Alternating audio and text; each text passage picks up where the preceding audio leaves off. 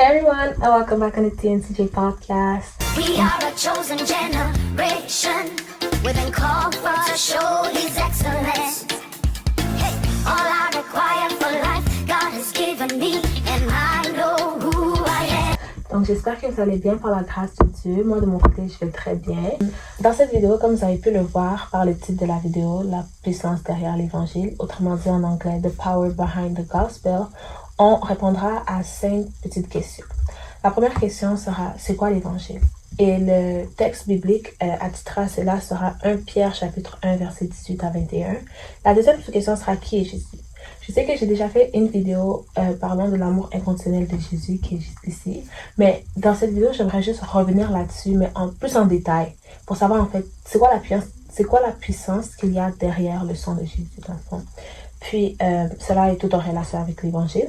La troisième question, c'est pourquoi il faut prêcher l'évangile en tant que chrétien. Donc, cette vidéo est vraiment plus axée sur les chrétiens de nos jours. Nous qui sommes le corps de Christ, tous ensemble, les chrétiens en fait, eux qui ont déjà connu Christ, eux qui connaissent déjà Jésus en fait. Ma vidéo est plus axée sur vous et pourquoi nous en tant que chrétiens, nous qui sommes déjà affermis dans la foi, nous qui sommes déjà en Jésus, devons prêcher l'évangile en fait. Par la suite, on verra comment en fait annoncer l'évangile. Donc, je donnerai mes astuces que moi j'ai pour comment annoncer l'évangile. Il y aura une partie de témoignages dans cette vidéo. Donc, comme j'ai dit, les Thursday Testimony Talks sont de retour. Et donc, je donnerai une partie du témoignage qui est vraiment la raison même pourquoi j'ai décidé de faire cette vidéo. C'est vraiment pour donner ces témoignages-là. Et donc, c'est vraiment ça. On va commencer la vidéo d'ici peu. Je vais commencer la vidéo par la première question qui est, c'est quoi l'évangile? Parce que pour pouvoir prêcher l'évangile, il faut comprendre c'est quoi l'évangile en fait.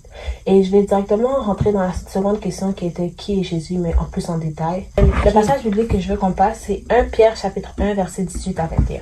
Sachant que ce n'est pas par des choses périssables, par de l'argent ou de l'or que vous avez été rachetés de la vaine manière de vivre que vous avez hérité de vos pères, mais par le sang précieux de Christ, comme d'un agneau sans défaut et sans tache, prédestiné avant la fondation du monde et manifesté à la fin des temps à cause de vous, qui par lui croyait en Dieu, lequel l'a ressuscité des morts et lui a donné la gloire, en sorte que votre foi et votre espérance reposent sur Dieu.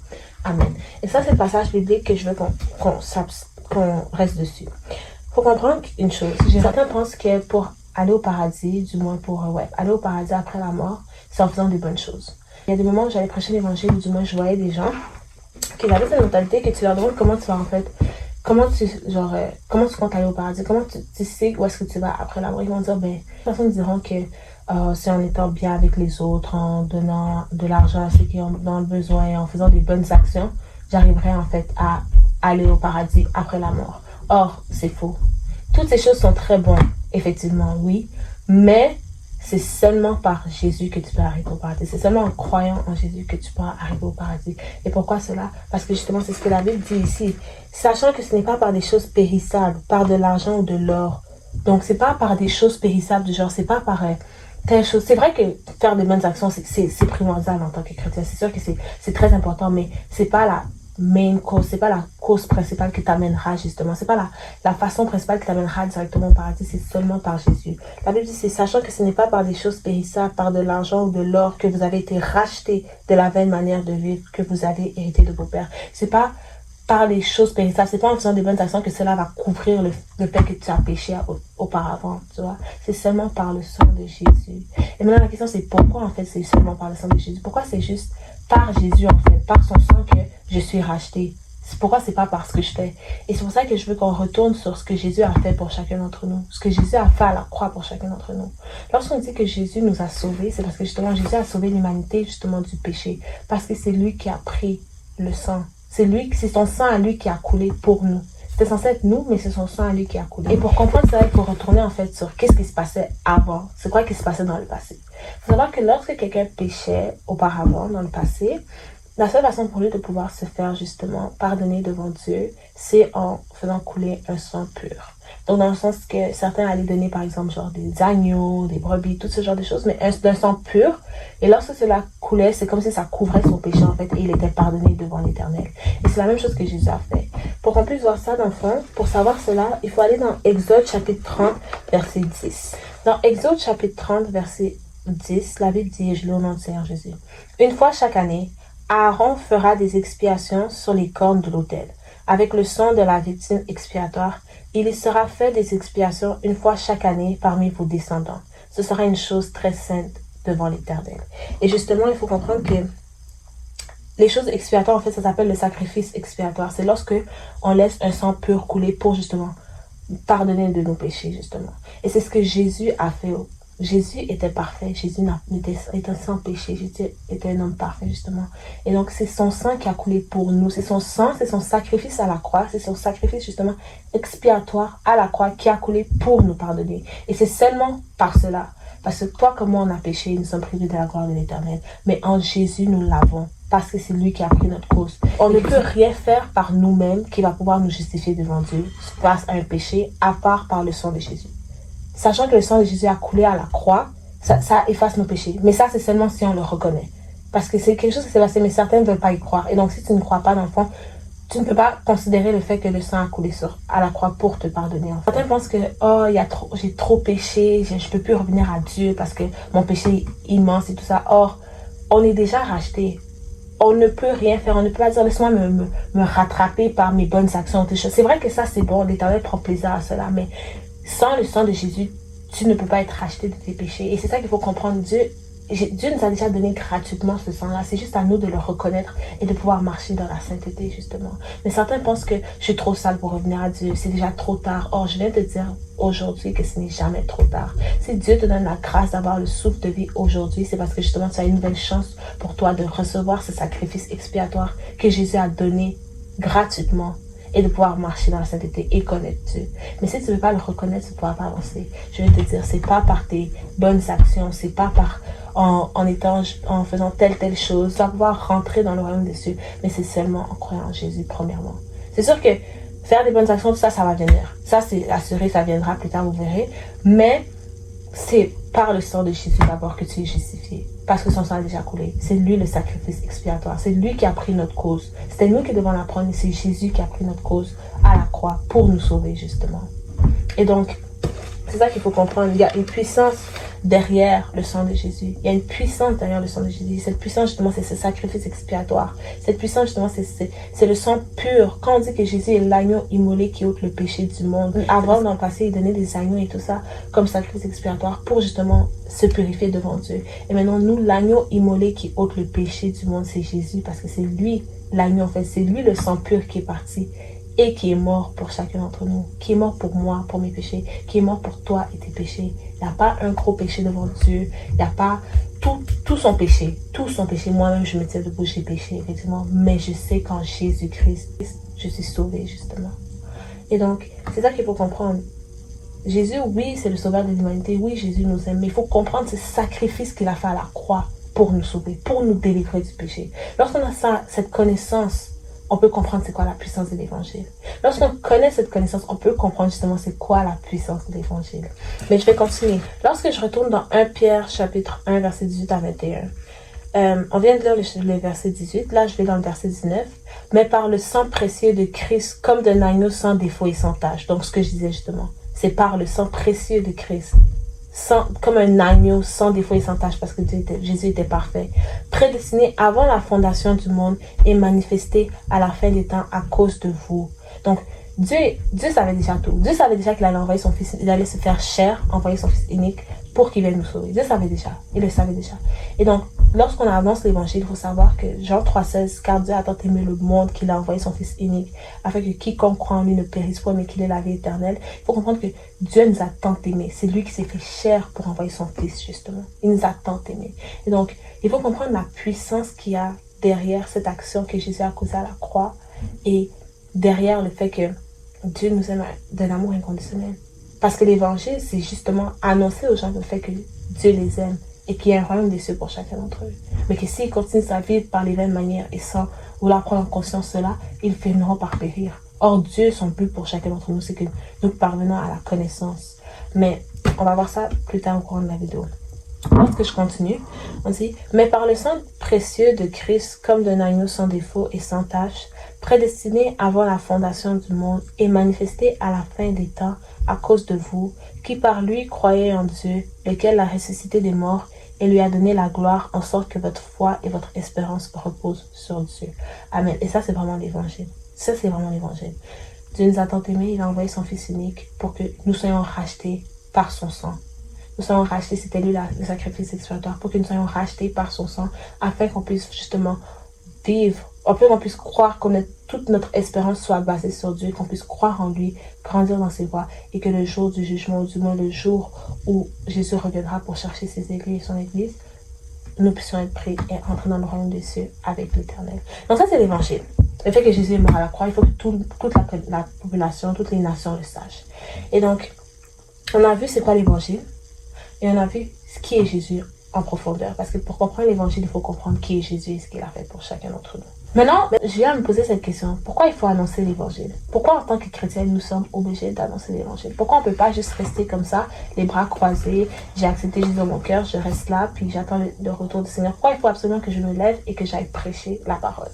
Et pour cela, je vais vraiment nous amener dans 2 versets bibliques. Le premier sera Matthieu, chapitre 28, verset 19. Avec, la Bible dit, et je lis au nom du Seigneur Jésus. Allez, faites de toutes les nations des disciples, les baptisant au nom du Père, du Fils et du Saint-Esprit, et enseignez-leur à observer tout ce que je vous ai prescrit. Et voici, je suis avec vous tous les jours jusqu'à la fin du monde. Amen. Et ça, c'est Jésus qui parle. Donc, la première chose qu'il nous dit, c'est d'aller et de faire de toutes les nations les disciples, en les baptisant, puis en les enseignant tout ce qu'il avait enseigné aux disciples de lui. Le second verset biblique dans lequel je vais nous amener, c'est dans 1 Timothée, chapitre 2, versets 3 à 4. La Bible dit, et je lis au nom du Seigneur Jésus, « Cela est bon et agréable devant Dieu notre Sauveur, qui veut que tous les hommes soient sauvés et parviennent à la connaissance de la vérité. » Amen. Et donc, ces 2 versets bibliques nous demandent justement pourquoi il faut prêcher l'évangile en tant que chrétien. Premièrement, parce que Jésus nous l'a annoncé, il a dit, allez, faites de toutes les nations les disciples, les baptisants et les enseignants ce que nous avons observé. La deuxième raison pourquoi, c'est parce que plusieurs peuvent se penser parfois, oh, quelle est la volonté de Dieu dans ma vie? Qu'est-ce qui est ça? Qu'est-ce que Dieu veut de moi? Bref, ce genre de questions qu'on pourrait se poser parfois. Pourquoi je suis sur cette terre et tout ça? Or, il faut comprendre que Dieu a un plan merveilleux pour chacun d'entre nous. Et cela dit, il faut comprendre que en tant que chrétien, en tant que tout le monde qui est le corps de Christ, on a une mission principale, nous tous. Et c'est de parler de Dieu. C'est de parler de Jésus. Ça, c'est la mission vraiment qu'il a donnée à tous ses disciples, à tous ses enfants, à tous ses disciples, enfin, à tous ceux qui croient en Jésus, d'aller parler de lui, d'aller et d'annoncer la bonne nouvelle de Jésus à toute la création. Ça, c'est vraiment une mission qu'il a donnée à tous. Donc, il faut comprendre cela en tant que chrétien. Dieu a un plan pour chacun d'entre nous, effectivement. Une volonté principale pour chacun d'entre nous, mais ce qui est bon et agréable pour lui, sa volonté, en fait, pour chacun d'entre nous, c'est qu'on aille et qu'on aille parler de Jésus. Donc, les 2 raisons pourquoi il faut prêcher l'évangile, c'est parce que, 1, Jésus nous a annoncé que c'est ça qu'il fallait qu'on fasse, qui est dit dans la Bible, et de Dieu, c'est parce que justement, cela est agréable et bon à Dieu. Cela est la volonté de Dieu. C'est qu'on aille et de prêcher la parole de Dieu, qu'on aille et d'annoncer l'évangile à toute la création. Et un jour, je me suis vraiment assise et j'ai pris conscience de cela. Je me suis dit, imagine moi, du moins j'ai grandi dans une famille chrétienne, mais du moins mes parents m'auraient jamais montré Jésus dans une certaine façon. Ou du moins mon oncle qui est venu vivre chez moi ne nous a jamais montré comment prier ou comment parler de Dieu ou qui est Jésus en fait. Imagine, je me mettais vraiment dans un monde, imagine j'aurais pas su qui était Jésus maintenant, de nos jours. Où est-ce que ma vie serait? Où est-ce que je serais maintenant? C'est sûr que je peux vous assurer, je ne serais pas là assis en train de parler de Jésus parce que j'aurais pas su c'est qui. Mais j'aurais continué à vivre dans les belles manières que je vivais. J'aurais continué à, tu sais, les gens dehors, on peut pas vraiment les blâmer parce qu'ils ne savent pas c'est qui Jésus. Tu peux pas venir et blâmer quelqu'un qui n'est pas au courant, il n'a pas la connaissance de qui est Jésus en fait. Right? Et donc c'est à nous qui avons déjà cette connaissance d'aller et de leur dire, right? D'aller et de leur transmettre un message powerful qui peut changer toute leur vie, qui peut changer tout le courant de leur vie. Parce que moi je l'ai expérimenté, moi ça a changé tout le courant de ma vie. Lorsque je regarde ma vie passée et ma vie d'aujourd'hui, lorsque je regarde ma vie passée, lorsque je ne connaissais pas vraiment Dieu de façon personnelle, mais qu'aujourd'hui je le connais, je peux voir la différence que ça fait. Et donc je peux voir comment les autres qui ne me connaissent pas sont en train de périr d'une certaine façon parce qu'ils continuent à vivre dans leur vaine manière, ne sachant pas ce qu'ils font est mauvais, et comment nous, en tant que chrétiens, nous avons déjà expérimenté l'amour de Dieu, nous avons cette ferme assurance, nous connaissons le Seigneur, en ayant cette ferme assurance, nous connaissons qui est Christ justement, il faut qu'on aille le dire aux autres, parce que veut pas, les autres périront. Or, we want to make even crowded. Il faut absolument qu'on aille et qu'on prêche la parole, parce que plein d'autres personnes. Et je dis ça, je ne dis pas aller écrire, ouais, fais ça, non, je dis vraiment dans le sens que une simple parole peut changer le courant d'une vie. Tu vas vers quelqu'un et tu lui dis Jésus t'aime, je vous dis ça peut faire une différence complète. J'ai des témoignages qui viendront là-dessus, mais juste aller vers quelqu'un, on sait pas qu'est-ce que les gens passent, par quoi les gens passent, mais juste aller vers quelqu'un et dire Jésus t'aime. Souviens-toi que quelqu'un est mort à la croix pour toi, tu n'as pas à souffrir, tout ça. Ça fait une différence dans la vie de quelqu'un. Et c'est la vérité. C'est pas un message d'encouragement, c'est vraiment ce qui s'est passé. Jésus les aime vraiment. Et donc, il faut que tout le monde parvienne à cette connaissance, justement. C'est la volonté de Dieu que tous les hommes parviennent à cette connaissance. Et donc, pourquoi prêcher la parole de Dieu? Justement, pour sortir ces gens. Parce que c'est comme s'ils sont dans une prison. Ils pensent qu'ils sont libres. Ils pensent que ce qu'ils font, c'est la liberté. Or, ils ne savent pas qu'il y a un trou qui les attend loin là-bas. Et que s'ils continuent à marcher ça, ils ne détournent pas de leur pas, ils tomberont justement dans ce trou-là. Et imaginez, en fait. Parce que je dis prêcher la parole, mais c'est même pas obligé d'être d'abord dehors. Ça peut être dans les gens de ton entourage, très simplement. Tes parents, tes frères, tes sœurs, tes cousins, tes oncles, tout ce que tu veux. Va et prêche-leur la parole. Peut-être que prêcher l'évangile pour toi au début, ça serait vraiment difficile, mais juste par ta façon d'agir, la façon dont tu aimes les gens, la façon dont tu te comportes, ça, je vous dis, ça fait un changement. Les gens vont voir, oh, il y a une différence en elle. Et lorsqu'ils viendront te demander c'est quoi cette différence, tu pourras leur dire, oh, c'est Jésus. Laisse-moi te parler de lui. Mais en tout cas, il faut juste, en tant que chrétien, en tant que corps du Christ, on a vu que la volonté de Dieu, c'est que vraiment tout homme parvienne à la connaissance de qui est Christ. Parvienne à cette connaissance que nous avons déjà, de l'amour de Dieu, en fait. Et donc, allons et prêcher l'évangile. Allons et parlons à toute la création de Dieu. Allons et parlons à toute la création de Dieu. Parce que c'est ce qui est agréable et beau à Dieu. Donc, comment faire pour prêcher la parole? La première des choses que je fais d'abord, c'est prier. Donc, je prie d'abord, je demande au Saint-Esprit de me guider. Par la suite, dépendamment des cas, dépendamment de où est-ce que je vais, dépendamment de ce que Dieu veut de moi, j'y vais, je vais m'avancer, je vais annoncer la parole. Et il y a cette question que j'ai toujours posée parce que je me souviens, j'avais cette difficulté à aller parler annoncer l'évangile. Et j'ai demandé à quelqu'un, une personne spéciale pour moi, j'ai demandé comment faire en fait. Et cette personne m'a donné cette astuce en fait, directement. Il m'a dit, tu dois mettre les gens face à la vérité dès le départ. Parce que si tu t'avances et tu leur commences à leur parler, tout ça, c'est bien, effectivement. Mais comme, c'est trop facile à la personne de juste partir directement. Vous voyez? Il faut que tu mettes la personne face à sa vérité. Qu'est-ce qu'on veut dire par cela? La personne en question m'a dit, tu dois venir et leur poser cette simple question. Si tu venais à mourir aujourd'hui, où irais-tu? C'est tout. Et tu leur poses cette question. Et à partir de leur réponse, tu vas savoir quoi leur annoncer. Parce que quand j'allais parfois poser ce genre de questions aux autres, par exemple, si tu meurs aujourd'hui, où est-ce que tu irais? Vous allez voir qu'il y a des gens qui pensent pas que l'enfer existe, il y a des gens qui pensent pas que le paradis existe, il y a des gens qui pensent que l'univers c'est juste ça. Je parle de votre âme, où est-ce que votre âme irait? Est-ce que ça serait séparé éternellement de Dieu ou avec Dieu? Et à partir de leur réponse, tu comprendras que certaines diront, avec Dieu. Tu leur demandes pourquoi. Oh, parce que je fais des bonnes actions, tout ça. Et là, tu peux leur parler justement de Dieu. Disons que, comme on a vu au début de la vidéo, que c'est pas par vos bonnes actions, mais c'est seulement par Jésus que vous pouvez être sauvés, justement. Ou d'autres diront, j'irai par là, par-ci. En tout cas, par leur réponse, tu vas savoir où te guider pour pouvoir leur prêcher l'évangile directement. Et mind you, c'est pas toi qui prêches. C'est vraiment l'Esprit Saint qui va parler au travers de toi lorsque tu vas annoncer la parole de Dieu. Mais cette seule question que la personne m'avait dit, m'a vraiment aidé parce que j'ai vraiment vu la différence. Et les témoignages arriveront sur cela. Mais c'est ça. Je vais et j'annonce l'évangile de cette façon. Je prie d'abord, je demande au Saint-Esprit de me guider, de disposer le cœur des gens que je vais rencontrer.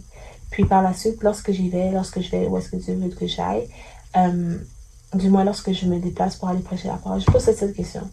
Donc, il est twisted. Parfois, le Saint-Esprit, comme le Saint-Esprit mettra en cœur de pas aller et de poser ce genre de questions directement, mais de vraiment juste aller et d'annoncer l'évangile. Monsieur Jésus vous aime, Madame Jésus vous aime, il est mort à la croix, sachez-le, non. Genre vraiment comme d'annoncer l'évangile parce qu'on ne sait pas par quelle situation les gens peuvent passer, vous voyez. Et donc, juste d'aller, vraiment, tout dépend de ce que l'Esprit Saint te dit, te met à cœur. Mais moi, je me souviens, au début, j'avais vraiment commencé avec cette seule question de où est-ce que vous allez aller si vous mourrez aujourd'hui. Et par cela, après leur réponse, j'arrive à prêcher la parole directement. Parce que ça commence une conversation, justement. C'est sûr que je viens pas, bonjour madame, non. Je viens vraiment, bonjour, comment allez-vous, d'accord? Aujourd'hui, j'avais cette seule question pour vous, puis tu poses la question, et après tu commences la conversation, justement. Et ça ouvre une porte pour pouvoir, justement, parler de Dieu. Et la personne est face à la vérité. Donc, elle peut pas partir, mais elle est face à la vérité, elle a directement une conscience qui va jouer dedans. Donc, c'est vraiment ça, la façon dont moi je prêche l'évangile, du moins la façon dont moi je vais et j'annonce. J'aime parler de Dieu, mais c'est vraiment, tout dépend vraiment de ce que l'Esprit Saint veut que je dise et tout ce que je dois faire, en fait. Donc, on a pu voir c'est quoi l'évangile, qui est Jésus en détail, pourquoi il faut prêcher l'évangile en tant que chrétien et comment prêcher l'évangile. Mais j'aimerais finir la vidéo en donnant un mot d'encouragement à la fin de cette vidéo à tous les chrétiens en fait, à toutes nous qui avons connu Jésus, toutes nous qui connaissons Jésus et qui vivons pour lui. Prêcher l'évangile peut être quelque chose qui paraît un peu abstrait du genre, oui, dans la vie chrétienne on est plus axé sur nous-mêmes et Dieu, mais c'est vraiment quelque chose que l'Éternel veut que chacun d'entre nous fasse et parvenons à faire, d'aller et d'annoncer à toute la création la parole de Dieu. C'est de nos jours, c'est quelque chose que je vais pas vous mentir, c'est pas toujours facile, du moins de mon côté, c'est pas toujours facile, mais c'est une nécessité. À annoncer la parole de Dieu est une nécessité. Je sais pas exactement dans la Bible, mais je lisais la parole un jour aussi. Tout ça en même sujet. Puis genre c'était Paul qui parlait disant que genre si j'annonce la parole de Dieu, c'est pour moi une nécessité dans le fond. C'est ça qu'il lançait. Je me souviens plus c'était où exactement, mais je sais que de ça a vu ça dans mon cœur. Et non seulement ça, mais dans les moments favorables ou non favorables. Je dis c'est une nécessité d'annoncer la parole parce que tant de personnes tombent nuit et jour. Et moi, je me questionne toujours sur si moi j'ai pu être sauvée dans ce sens que mon oncle ou ma famille a pu m'annoncer la parole de Dieu. Imaginez si on ne l'aurait pas fait. Où est-ce que je serais aujourd'hui? C'est la même personne pour cette personne. C'est la même chose pour cette personne qui est dehors, qui n'a pas encore reçu la parole de Dieu et qui cherche dans toutes ces situations, de toutes ces façons, avec ses connaissances qui ne sont hors de Dieu, de pouvoir se débrouiller dans ce monde. Donc, je me souviens le soir, je méditais la Bible et l'Esprit avait mis dans mon cœur d'aller lire Proverbes chapitre 4, verset 16. Okay? Et la Bible dit dans Proverbes chapitre 4, verset 16, « Car ils ne dormaient pas s'ils n'avaient fait le mal. Le sommeil leur serait ravi s'ils n'avaient fait tomber personne. » Et ce passage parle justement du méchant, en fait. Donc, dans le fond, Satan. Satan, en fait, et toutes les ténèbres, les démons ne dorment pas tant qu'ils n'ont pas fait tomber quelqu'un. Le sommeil les est ravis, donc ils ne peuvent pas dormir tant qu'ils n'aient fait tomber quelqu'un. Et donc cela m'a juste ouvert les yeux sur le fait que combien de gens doivent tomber tous les jours pour que ces gens-là puissent dormir, pour que ces démons-là en fait puissent dormir, right? Parce qu'il faut comprendre, Satan rôde comme un lion cherchant qui dévorer. Donc ça veut dire qu'il rôde vraiment cherchant à faire tomber les gens. Et les gens là veulent leur sommeil, veulent pas. Donc ils vont faire tout leur possible pour faire tomber chaque personne nuit et jour. Et donc je me questionnais sur le nombre de chrétiens qui vont parler de Jésus pour annoncer la parole et les faire sauver, et le nombre de démons qui vont, pour avoir leur sommeil seulement, faire tomber le nombre de personnes. Genre, la quantité peut être vraiment restreinte si on se lève pas, en fait. C'est vraiment cette perspective que j'avais sur cela. C'est peut-être difficile parfois, oui, mais rien n'est impossible à celui qui croit. Et c'est peut-être difficile parfois, oui, mais c'est une nécessité d'annoncer l'évangile. Et également, tu sais, la parole parle de... Jésus nous dit que comme si le monde vous a haï, sachez qu'il m'a haï en premier, et du moins que genre heureux ceux qui sont persécutés à cause de la justice et tout ça. Et j'aimerais comprendre que comme on est là et tout, bon, du moins je suis là et tout, ça c'est des pensées que j'ai parfois. Il y a des gens qui sont jetés en prison pour leur foi, il y a des gens qui sont persécutés, qui sont battus à mort parce qu'ils croient en Jésus, parce qu'ils ont annoncé la parole de Dieu. Mais moi, genre nous qui sommes juste là, du moins, je sais pas tout tu regardes cette vidéo, mais nous qui sommes juste là, du moins, comme ça chez nous, à aller annoncer la parole de Dieu, on vivra pas nécessairement les mêmes circonstances que ces gens-là vivent. Et donc tout ça c'est juste pour dire que c'est pas pour nous comparer ni rien, mais c'est juste pour nous donner cette petite motivation de faire que beaucoup sont persécutés pour cela, beaucoup sont jetés à mort, sont tout ce que vous voulez, genre les choses mauvaises pour cela, juste pour parler de Jésus. Donc nous qui n'avons rien, allons-y seulement et prêchons la parole de Dieu. Si après cette vidéo tu te rends compte que tu as toujours voulu en savoir plus et connaître Jésus personnellement, lui qui est mort à la croix pour te sauver, afin que Dieu ne te condamne pas, mais que tu puisses avoir la vie éternelle. Fais cette simple prière de repentance et d'acceptation. Assure-toi que lorsque tu pries, tout ce que tu dis, tu le crois vraiment dans ton cœur. Répète après moi, Seigneur Jésus, je te demande pardon pour tous mes péchés. Pardonne-moi pour toutes mes fautes. Je t'accepte dans mon cœur en tant que Seigneur et Sauveur, car je reconnais que tu es mort à la croix pour mes péchés et que tu es ressuscité le 3e jour.